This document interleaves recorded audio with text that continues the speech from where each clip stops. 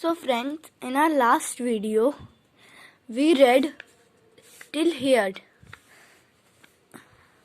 conditions for the formation of shadow. So let's do the recap of this chapter. Light is a form of energy that helps us to see things around us. The sun, the star, and objects such as tube lights, bulbs, and candles helps us to see things around us are called source light. Objects that emit light of their own and help us to see are called natural resources of light. The sun, the stars, and glowworms are some examples of natural sources of light. Lightning and fire are also natural sources of light. Such objects are called artificial source of light. Electric bulbs, candles, lanterns, lighted matchsticks, kerosene oil lamps. In 1879, Thomas Alva Edison invented the electric bulb. So if you want more understanding about this, so you have to go to my light and shadow part 1. And also we read transparent, translucent, and opaque objects. So transparent objects are those objects which allow lights to pass through them, like clear grass, air, and water.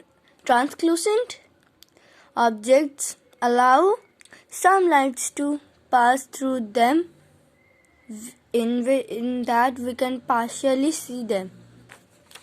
Opaque objects. These objects do not allow light to pass through them, and so we cannot see through them. Examples: wooden blocks, brick walls, metals, human beings are some examples of opaque objects.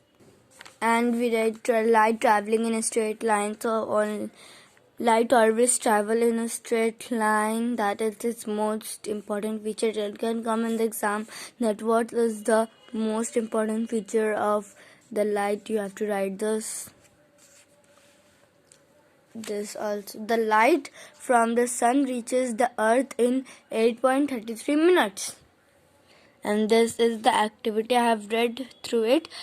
Go to my first part of this light and shadow. You can understand all this. Now what are shadows? We read. I will not read whole this. I will do shadows. A shadow is a dark area that is formed when an opaque object comes in the way of blocks the light and blocks the light.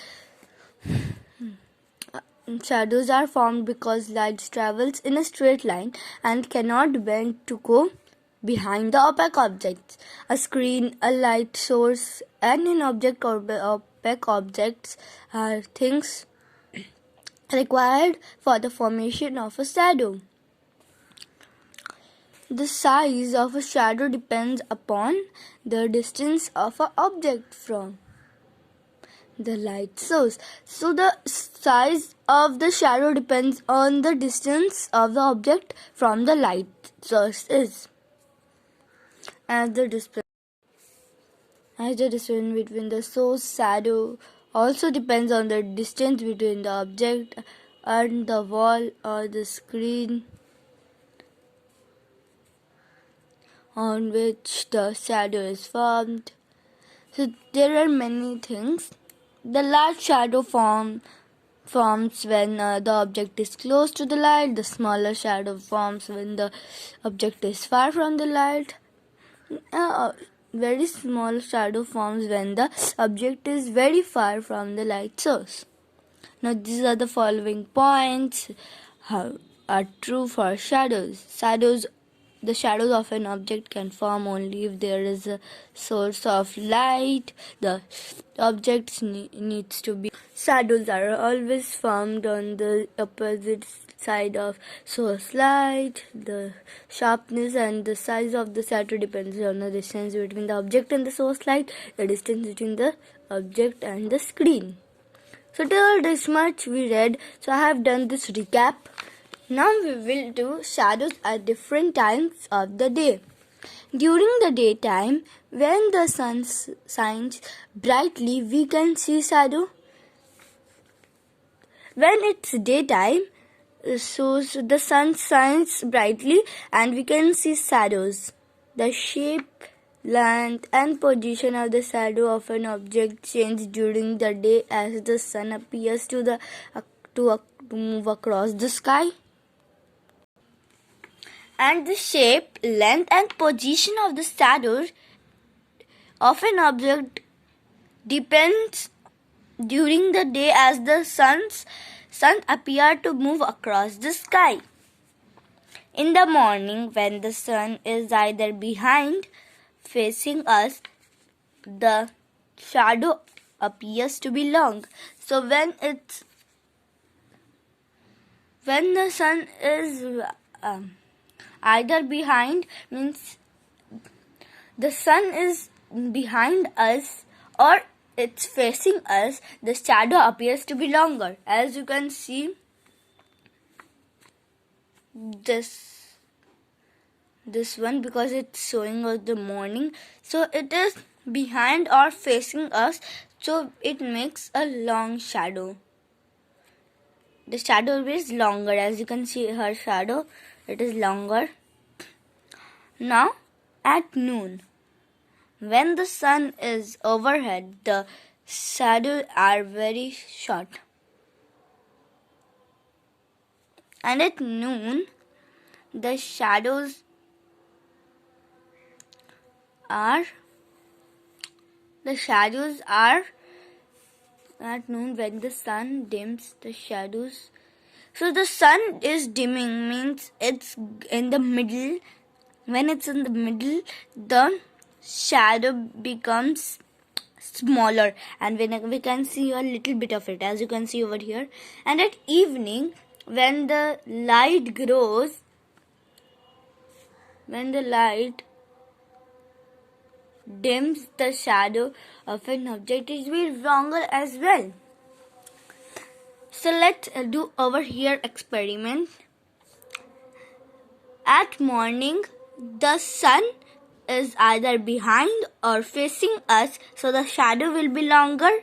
And at evening, the sun dims, means the evening time comes to night comes, so the sun will set. So when it sets a little bit, the shadow is also longer. But at noon, the sun is overhead. So that's why the shadow is small. Now from this activity, we can find that shadows are longest during the morning and evening, but this is because the rays of the sun are slanting during this time. So how the shadows are longest? Because the sun raises during slanting. See, over here it's slanting, over here is slanting. That's why the shadows are bigger. And at noon, the sun is directly overhead, so shadows formed is the shorter.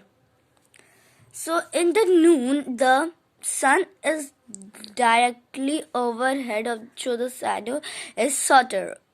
Please remember that we should not try to look the sun directly, as the rays of the sun may harm our eyes. So we have to remember that we should not see with our eyes directly to the sun, because it may harm our eyes. At night, as there is no sunlight, we cannot see very clearly and no shadows are formed. However, we can see with the help of various artificial sources of light. So at night there is no sunlight, so we cannot see clearly anything and no shadows are formed. So we can see with the help of some artificial source of light. Today we will read this much only, and in my second video we will read this. Okay friends, bye.